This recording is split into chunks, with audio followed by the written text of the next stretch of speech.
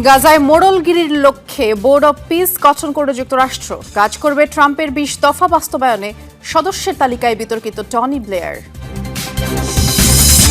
সরকার বিরোধী আন্দোলন দমনে সহিংস ভূমিকা ইরানের কমান্ডো বাহিনী নৌপোর। বিক্ষোভকারীদের উপর এলোপাতাড়ি গুলি চালানোর অভিযোগ। যুক্তরাষ্ট্রের সাথে উত্তেজনার মধ্যেই গ্রিনল্যান্ড ইউরোপের বিভিন্ন দেশের যৌথ সামরিক মহড়া। রাশিয়ার সম্ভাব্য তৎপরতা ঠেকাতে এই পদক্ষেপ, দাবি ডেনমার্কের। গাজার উপর মোড়লগিরির বন্দোবস্ত পাকাপোক্ত করল যুক্তরাষ্ট্র। নিরাপত্তা নিশ্চিতের নামে উপত্যকায় ফিলিস্তিনি টেকনোক্র্যাট প্রশাসনের তদারকিতে গঠন করল বহুল আলোচিত বোর্ড অফ পিস। মার্কিন পররাষ্ট্রমন্ত্রী মার্কো রুবিও, ডোনাল্ড ট্রাম্পের জামাতা জ্যারেড কুশনারের পাশাপাশি তালিকায় রয়েছেন বিতর্কিত চরিত্র সাবেক ব্রিটিশ প্রধানমন্ত্রী টনি ব্লেয়ারের নাম। বোর্ড অফ পিসের মাধ্যমে গাজায় শান্তি প্রক্রিয়া স্থায়ী করার কথা বললেও তাতে ভরসা করতে পারছে না ফিলিস্তিনিরা। যুদ্ধবিরতি কার্যকরের 3 মাস পার হলেও ইসরায়েলি আগ্রাসন বন্ধ হয়নি গাজায়। এখনও নিয়মিত চলছে হামলা। এমন পরিস্থিতিতেই যুদ্ধবিরতি চুক্তির দ্বিতীয় ধাপে প্রবেশের কথা বলছে যুক্তরাষ্ট্র। দুদিন আগেই ফিলিস্তিনিদের নিয়ে গঠন করা হয়েছে 15 সদস্যের টেকনোক্র্যাট বডি, যাদের দায়িত্ব উপত্যকার দৈনন্দিন প্রশাসনিক কাজ পরিচালনা, যাদের বলা হচ্ছে national committee for the administration of Gaza, NCAG. এই কমিটির নেতৃত্ব দেবেন পশ্চিমা সমর্থিত ফিলিস্তিনি কর্তৃপক্ষের সাবেক ডেপুটি মন্ত্রী আলী সাদ। টেকনোক্র্যাট বডির তদারক করবে যুক্তরাষ্ট্র ঘোষিত বোর্ড অব পিস। শুক্রবার বোর্ড অব পিসের নির্বাহী সদস্যদের নাম ঘোষণা করেছে হোয়াইট হাউস। এতে চেয়ারপারসনের ভূমিকায় রয়েছেন মার্কিন প্রেসিডেন্ট ডোনাল্ড ট্রাম্প। নির্বাহী সদস্য হিসেবে থাকবেন সাবেক ব্রিটিশ প্রধানমন্ত্রী টনি ব্লেয়ার। এছাড়াও থাকবেন ট্রাম্পের জামাতা জ্যারেড কুশনার, মার্কিন পররাষ্ট্রমন্ত্রী মার্কো রুবিও, মধ্যপ্রাচ্যে বিশেষ মার্কিন দূত স্টিভ উইটকফ, তুরস্কের পররাষ্ট্রমন্ত্রী হাকান ফিদান ও কাতারের কূটনীতিক আলী আলথাওয়াদি। তালিকায় আরও রয়েছেন অ্যাপোলো ম্যানেজমেন্টের সিইও মার্ক রোয়ান, বিশ্বব্যাংক গ্রুপের প্রেসিডেন্ট অজয় বাঙ্গা এবং যুক্তরাষ্ট্রের উপজাতীয় নিরাপত্তা উপদেষ্টা রবার্ট গ্যাব্রিয়েলের নাম। গাজার হাই রিপ্রেজেন্টেটিভ হিসেবে দায়িত্ব পালন করবেন বুলগেরিয়ার কূটনীতিক নিকোলে ম্লাদেনেভ। বলা হয়েছে, গাজায় স্থিতিশীলতা ও দীর্ঘমেয়াদী সাফল্যের লক্ষ্যে ট্রাম্পের 20 দফা পরিকল্পনার তদারকি করবে এই বোর্ড। যদিও এই প্রক্রিয়ায় আস্থা নেই গাজাবাসীর। দ্বিতীয় ধাপ শুরু আবার কি? প্রথম ধাপের শর্তই পূরণ করেনি এখনো। বোমা ফেলছে, বাড়িঘর বিধ্বস্ত হচ্ছে। আমরা কাগজে চুক্তি চাই না, সত্যিকারের প্রয়োগ দেখতে চাই। আমাদের ভূমি থেকে ইসরায়েলি সেনারা চলে যাক।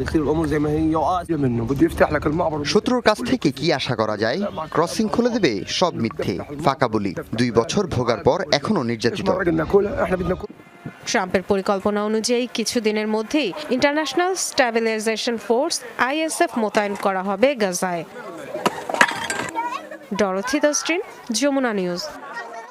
ইরানের সরকার বিরোধী বিক্ষোভ দমাতে পুলিশের সর্বোচ্চ প্রশিক্ষিত নৌপো কমান্ডো বাহিনী মোতায়েন করেছে খামেনি প্রশাসন। গুরুত্বপূর্ণ স্থান অবরোধ করে বিক্ষোভকারীদের উপর হামলা, এলোপাতাড়ি গুলি চালানো, এমনকি ইরান জুড়ে ইন্টারনেট বন্ধে সংশ্লিষ্টতার মতো অভিযোগ উঠেছে এই বাহিনীটির বিরুদ্ধে। দেশটির অভ্যন্তরীণ নিরাপত্তা নিশ্চিতে বিক্ষোভ দমনের নামে ব্যাপক সহিংসতা চালাচ্ছে নৌপোর কমান্ডোরা। এমন উগ্রবাদী আচরণের দায়ে এই বাহিনীর উপর নিষেধাজ্ঞা আরোপ করেছে যুক্তরাষ্ট্র সহ বেশ কিছু পশ্চিমা দেশ ও সংস্থা। ইরানের সরকার বিরোধী বিক্ষোভ দমাতে বিপ্লবী গার্ড বাহিনী আইআরজিসি ও বাসিজ ফোর্সের পাশাপাশি নতুন করে আলোচনায় পুলিশের এলিট স্পেশাল ফোর্স নৌপো। দেশটির অভ্যন্তরীণ নিরাপত্তা এবং সন্ত্রাসবাদ দমনের নামে বিক্ষোভকারীদের বিরুদ্ধে কঠোর অভিযানে নেমেছে এই বাহিনী। তাতে দেশজুড়ে বাড়ছে উত্তেজনা। ইরানের অন্যতম দক্ষ ও প্রশিক্ষিত কমান্ডো হিসাবে পরিচিত নৌপো সদস্যরা স্থল, জল ও আকাশ 3 পথেই অভিযান চালানোর সক্ষমতা রয়েছে তাদের। খালি হাতে যুদ্ধ, ক্লোজ কমব্যাট বা স্পেশাল অপারেশন, সব ক্ষেত্রেই তারা সমান পারদর্শী। নৌপোর সমর ভান্ডারে রয়েছে অত্যাধুনিক submachine gun, sniper, assault rifle, flashbang grenade এবং সাজোয়া যান। 1979 সালে ইসলামী বিপ্লবের সময় ছোট নিরাপত্তা ইউনিটের আকারে আত্মপ্রকাশ করে এই বাহিনী। 2019 সালে জ্বালানি তেলের দাম বৃদ্ধি আর 2022 সালে মাশা আমিনির মৃত্যুর পর শুরু হওয়া বিক্ষোভে নৌপোর তৎপরতা আরও ব্যাপক আকার ধারণ করে। পুরোপুরি কালো পোশাকে মোটরবাইকে চেপে বিক্ষোভকারীদের ধাওয়া, গুরুত্বপূর্ণ সড়ক অবরোধ আর পরিকল্পিত ধরপাকড়ের অভিযোগ রয়েছে বাহিনীটির বিরুদ্ধে। রয়েছে বিক্ষোভকারীদের উপর এলোপাতাড়ি গুলি, সহিংসতা আর দেশব্যাপী ইন্টারনেট বন্ধে সম্পৃক্ততার মতো গুরুতর অভিযোগও। এই উগ্র আর দমনমূলক আচরণের কারণে যুক্তরাষ্ট্র, ইইউ সহ একাধিক পশ্চিমা দেশ আর সংস্থা নৌপোর ওপর কঠোর নিষেধাজ্ঞা আরোপ করেছে। সাবরিনা নুসরাত, যমুনা নিউজ। সম্পূর্ণ ব্যতিক্রমী এক শাসন ব্যবস্থায় চলে ইরান, যেখানে রাষ্ট্রের দ্বিতীয় সর্বোচ্চ পদ প্রেসিডেন্টের আর সর্বক্ষমতার অধিকারী সুপ্রিম লিডার। এছাড়াও ইরানের শাসন ব্যবস্থায় পার্লামেন্ট, গার্ডিয়ান কাউন্সিল, বিশেষজ্ঞ পরিষদ এবং এক্সপেডিয়েন্সি কাউন্সিলেরও গুরুত্বপূর্ণ ভূমিকা রয়েছে। জনগণের ভোটে নির্বাচিত হন প্রেসিডেন্ট। অন্যদিকে সর্বোচ্চ নেতা নির্বাচন করে ৮৮ সদস্যের বিশেষজ্ঞ পরিষদ। বিশ্বের অন্যান্য দেশের তুলনায় বেশ ব্যতিক্রম ও জটিল ইরানের শাসন ব্যবস্থা, যেখানে জনগণের ভোটে প্রেসিডেন্ট নির্বাচিত হলেও সর্বময় ক্ষমতার অধিকারী সুপ্রিম লিডার বা সর্বোচ্চ ধর্মীয় নেতা। ইরানের শাসন ক্ষমতা মূলত সর্বোচ্চ নেতার হাতেই। সামরিক বাহিনীর শীর্ষ নেতা তিনি। দেশের সব নিরাপত্তা বাহিনী তার নিয়ন্ত্রণে। পাশাপাশি বিচার বিভাগের প্রধানও নিয়োগ দেন সর্বোচ্চ নেতা। ১৯৭৯ সালে ইসলামী বিপ্লবের পর এ পর্যন্ত মাত্র দুজন সর্বোচ্চ নেতা হতে পেরেছেন। আয়াতুল্লাহ রুহুল্লাহ খোমেনির মৃত্যুর পর ১৯৮৯ সাল থেকে এই পদে আছেন আয়াতুল্লাহ আলী খামেনি। সরাসরি জনগণের ভোটে নির্বাচিত ইরানের প্রেসিডেন্ট দেশটির দ্বিতীয় সর্বোচ্চ পদধারী, যার মেয়াদ ৪ বছর। সরকার প্রধান হিসেবে সংবিধান বাস্তবায়নের দায়িত্ব তার। অর্থনৈতিক নীতিসহ অভ্যন্তরীণ বিভিন্ন নীতি প্রণয়ন করেন তিনি। নিয়োগ দেন মন্ত্রিসভার সদস্যদেরও। ইরানে একজন দুবারের বেশি প্রেসিডেন্ট হতে পারেন না। প্রেসিডেন্টকে অভিশংসনের মুখোমুখি করতে পারে পার্লামেন্ট। ইরানের পার্লামেন্টের নাম মজলিস, যার সদস্য সংখ্যা ২৯০। মজলিস সদস্যদের মেয়াদও ৪ বছর। আইন তৈরি, জাতীয় বাজেট অনুমোদন বা প্রত্যাখ্যানের ক্ষমতা রয়েছে পার্লামেন্টের। তবে পার্লামেন্টে পাশ হওয়া আইন বাস্তবায়নে লাগে গার্ডিয়ান কাউন্সিলের অনুমতি। ইরানের সবচেয়ে প্রভাবশালী প্রতিষ্ঠান গার্ডিয়ান কাউন্সিল। পার্লামেন্টে পাশ হওয়া যে কোনো বিলে ভেটো দিতে পারে ১২ সদস্যের এই কাউন্সিল। এছাড়া পার্লামেন্ট ও প্রেসিডেন্ট নির্বাচনে কারা প্রার্থী হবেন সেটিও তারা চূড়ান্ত করে। গার্ডিয়ান কাউন্সিলের ৬ সদস্যকে নির্বাচিত করেন সর্বোচ্চ নেতা। বাকিদের নাম প্রস্তাব করে আইন বিভাগ। পরে চূড়ান্ত নিয়োগের অনুমোদন দেয় পার্লামেন্ট। আরেকটি গুরুত্বপূর্ণ প্রতিষ্ঠান বিশেষজ্ঞ পরিষদ। ৮৮ সদস্যের এই পরিষদই সর্বোচ্চ নেতা নির্বাচন করে। দেশের শীর্ষ ব্যক্তির কাজের উপর নজরদারি করার ক্ষমতা আছে তাদের। এমনকি অযোগ্য মনে হলে তাকে পদচ্যুত করতে পারে বিশেষজ্ঞ পরিষদ। প্রতি ৮ বছর অন্তরে এই পরিষদের ভোটাভুটি হয়। সুপ্রিম লিডারকে পরামর্শ দেওয়ার জন্য রয়েছে এক্সপেডিয়েন্সি কাউন্সিল। ৪৫ সদস্যের এই কাউন্সিলের সবাইকে নিয়োগ দেন সর্বোচ্চ নেতা নিজেই। মোস্তফা মাহমুদ, যমুনা নিউজ। ১ মাসের বেশি সময় ধরে ইরানের সামরিক বাহিনীর হাতে আটক রয়েছেন ভারতের একটি বাণিজ্যিক জাহাজের ১৬ ক্রু। দীর্ঘ সময় পার হলেও তাদের ফেরত আনতে কার্যকর পদক্ষেপ না নেওয়ায় ক্ষোভ আর হতাশা জানিয়েছেন আটক ক্রুদের স্বজনরা। জ্বালানি তেল পাচারের অভিযোগে আন্তর্জাতিক সমুদ্র সীমা থেকে ভারতীয় জাহাজ এমটি ভ্যালিয়েন্ট আটক করে ইরানের বিপ্লবী গার্ড বাহিনী। ছেলের ছবি হাতে নিয়ে এখন শুধু চোখের পানি ফেলতে পারেন রজনী মেহতা। গেল ৮ ডিসেম্বর ইরানের সামরিক বাহিনীর হাতে আটক হন ভারতীয় বাণিজ্যিক জাহাজের ক্রু কেতন মেহতা। প্রধানমন্ত্রী নরেন্দ্র মোদীর কাছে আমার একটাই আবেদন, আমার ছেলেকে ফেরত আনার ব্যবস্থা করুন। আরব আমিরাতের দিব্যা বন্দরের কাছে আন্তর্জাতিক সমুদ্র সীমা থেকে আটক করা হয় ভারতীয় জাহাজ এমটি ভ্যালিয়েন্ট রোর। সেখানে থাকা ১৬ ক্রুকে আটক করে ইরানের বিপ্লবী গার্ড বাহিনী। আইআরজিসির অভিযোগ, জাহাজটিতে প্রায় ৬,০০০ মেট্রিক টন জ্বালানি তেল পাচার করা হচ্ছিল। জাহাজটি লক্ষ্য করে গুলিও করে ইরানের সেনারা। ৮ তারিখের রাতে আমি আমার ভাইয়ের কাছ থেকে হোয়াটসঅ্যাপে একটি বার্তা পাই। সেখানে সে জানায় যে তাদের আটক করা হয়েছে। এরপর আমি আমার ভাইয়ের সাথে যোগাযোগের চেষ্টা করি, কিন্তু পারিনি। তাদের জাহাজটি আন্তর্জাতিক জলসীমায় ছিল যখন ইরানি নৌবাহিনী সেটি আটকায়। এরপরে জাহাজটিকে বন্দর আব্বাসে নিয়ে যাওয়া হয়। ভারতীয় ক্রুদের আনুষ্ঠানিকভাবে আটক দেখিয়েছে ইরান কর্তৃপক্ষ। এদিকে তাদের দ্রুত ফেরত আনতে কূটনৈতিক প্রক্রিয়া আরও জোরালো করার দাবি জানিয়েছে আটক হওয়া ক্রুদের পরিবারের সদস্যরা। মীর মুশফিকা হাসান, যমুনা নিউজ। সিরিয়া সরকারের বাহিনীর সাথে উত্তেজনার মাঝেই কুর্দি নেতৃত্বাধীন বাহিনী এসডিএফ এর সাথে বৈঠক করেছে যুক্তরাষ্ট্রের নেতৃত্বাধীন আন্তর্জাতিক জোটের প্রতিনিধিরা। একাধিক সূত্রের বরাতে তথ্য জানিয়েছে বার্তা সংস্থা রয়টার্স। এই বৈঠকে দামেস্ক সরকারের সাথে আলোচনায় এসডিএফকে ছাড় দেওয়ার আহ্বান জানানো হয়।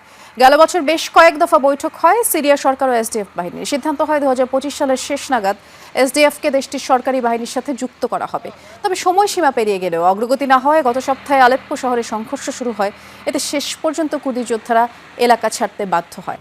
এসডিএফ যাতে নিয়ন্ত্রণাধীন আরও এলাকা না হারায়, এ কারণেই সরকারি বাহিনীর সাথে আলোচনায় ছাড় দেওয়ার আহ্বান জানিয়েছে যুক্তরাষ্ট্রের জোট প্রতিনিধিরা। গ্রিনল্যান্ড দখলে যুক্তরাষ্ট্রের হুমকির মাঝে দ্বীপটিতে যৌথ মহড়া চালাচ্ছে ডেনমার্ক ও দেশটির ইউরোপীয় মিত্ররা। এরই মধ্যে সেখানে যুক্তরাজ্য, ফ্রান্স, জার্মানি সহ বেশ কিছু দেশের সেনা মোতায়েন রয়েছে। তবে এই মহড়া যুক্তরাষ্ট্রের বিরোধিতায় নয় বলেই নিশ্চিত করেছেন যৌথ কমান্ডের প্রধান। তার দাবি, গ্রিনল্যান্ডে সম্ভাব্য রুশ সেনা তৎপরতা ঠেকাতেই এই সামরিক প্রশিক্ষণ চলছে। গ্রিনল্যান্ডের আকাশে উঠছে ড্যানিশ F-35 জেট। মাঝ আকাশে ফ্রান্সের ট্যাঙ্কার বিমান থেকে জ্বালানি সংগ্রহের মহড়ায় অংশ নিচ্ছে এসব যুদ্ধবিমান। শুধু আকাশেই নয়, একাধারে ভূমি ও নৌপথেও চলছে মহড়া। সম্প্রতি গ্রিনল্যান্ড দখলে মার্কিন প্রেসিডেন্টের হুমকি ধামকির পর ইউরোপের মিত্র দেশগুলোকে অঞ্চলটির সুরক্ষায় সেনা পাঠাতে অনুরোধ জানায় ডেনমার্ক। এর পরপরই সেখানে সেনা পাঠায় France, Germany, Sweden, Norway, Finland, Netherlands ও যুক্তরাজ্য সহ বেশ কয়েকটি দেশ। এদিকে গ্রিনল্যান্ড ইস্যুতে অনেকেই যুক্তরাষ্ট্র ও ইউরোপের বিরোধের আভাস দিলেও তা মানতে নারাজ ডেনমার্ক। দেশটির দাবি, রাশিয়ার সম্ভাব্য সামরিক তৎপরতা ঠেকাতেই তাদের এ মহড়া। আমি মনে করি এক ন্যাটো মিত্র অপর ন্যাটো মিত্রের উপর হামলা করার কোনো কারণ নেই। তবে গ্রিনল্যান্ডে রাশিয়ার যে কোনো হামলা প্রতিরোধ আমাদের দায়িত্ব। জোটের মিত্রদের সাথে নিয়ে সে দায়িত্বই পালন করছি আমরা। যুক্তরাষ্ট্রকেও মহড়ায় অংশ নিতে আহ্বান জানানো হয়েছে। এদিকে গ্রিনল্যান্ড ইস্যুতে হোয়াইট হাউসে কর্মকর্তাদের সাথে বৈঠক করেছেন মার্কিন প্রেসিডেন্ট ডোনাল্ড ট্রাম্প। কোনো দেশ গ্রিনল্যান্ড দখলের সিদ্ধান্তের বিরোধিতা করলে সেসব দেশেও নতুন শুল্কারোপের হুঁশিয়ারি দেন। জাতীয় নিরাপত্তা নিশ্চিত করতে আমাদের গ্রিনল্যান্ড প্রয়োজন। তাই গ্রিনল্যান্ড নিয়ে পরিকল্পনার বিরোধিতা করলে সেসব দেশের ওপর শুল্কারোপ করতে পিছপা হব না। এদিকে গ্রিনল্যান্ড ইস্যুতে যুক্তরাষ্ট্র ও ইউরোপের পাল্টাপাল্টি পদক্ষেপে ক্রমেই বাড়ছে উত্তেজনা। শঙ্কা তৈরি হচ্ছে ন্যাটো সদস্যদের মধ্যে সামরিক সংঘাতের। রাশিয়ার নবনিযুক্ত বিদেশি রাষ্ট্রদূতদের সাথে সাক্ষাৎ করেছেন রুশ প্রেসিডেন্ট ভ্লাদিমির পুতিন। বৃহস্পতিবার ক্রেমলিনে উপস্থিত ছিলেন স্লোভেনিয়া, ফ্রান্স, চেক রিপাবলিক, আফগানিস্তান সহ 30টিরও বেশি দেশের রাষ্ট্রদূতরা। রাশিয়া ও কিউবার মধ্যে অত্যন্ত দৃঢ় ও বন্ধুত্বপূর্ণ সম্পর্ক রয়েছে। এখানে উপস্থিত প্রতিটি ইউরোপীয় দেশ, স্লোভেনিয়া, ফ্রান্স, চেক প্রজাতন্ত্র, নরওয়ে, সুইডেন সবার সাথেই আমাদের সম্পর্ক সবসময় অত্যন্ত গভীর ছিল। তবে বর্তমান পরিস্থিতিতে দ্বিপাক্ষিক সম্পর্কগুলোর অবস্থা মোটেই সন্তোষজনক নয়। আমি বিশ্বাস করতে চাই সময়ের সাথে এই পরিস্থিতির পরিবর্তন হবে, আবারও আগের সম্পর্কে ফিরে আসতে পারবো আমরা। রাশিয়ার হামলা ঠেকাতে মিত্র রাষ্ট্রগুলোর সহায়তা চেয়েছেন ইউক্রেনের প্রেসিডেন্ট ভলোদিমির জেলেনস্কি। মিসাইল ও আকাশ প্রতিরক্ষা ব্যবস্থার অপর্যাপ্ততা পূরণে মিত্রদের অনুরোধ জানিয়েছেন জরুরি ভিত্তিতে সহায়তা। রাশিয়া আরো বড় হামলা চালানোর প্রস্তুতি নিচ্ছে বলে নিশ্চিত তথ্য রয়েছে আমাদের কাছে। সে হামলা ঠেকানোর জন্য পর্যাপ্ত আকাশ প্রতিরক্ষা ব্যবস্থা আমাদের কাছে নেই। জরুরি ভিত্তিতে অস্ত্র সহায়তা পেতে মিত্রদের সাথে খোলাখুলি আলাপ করছি আমরা। আশা করছি এক্ষেত্রে যুক্তরাষ্ট্রের পাশাপাশি অন্যান্য মিত্রদেরও পাশে পাবো।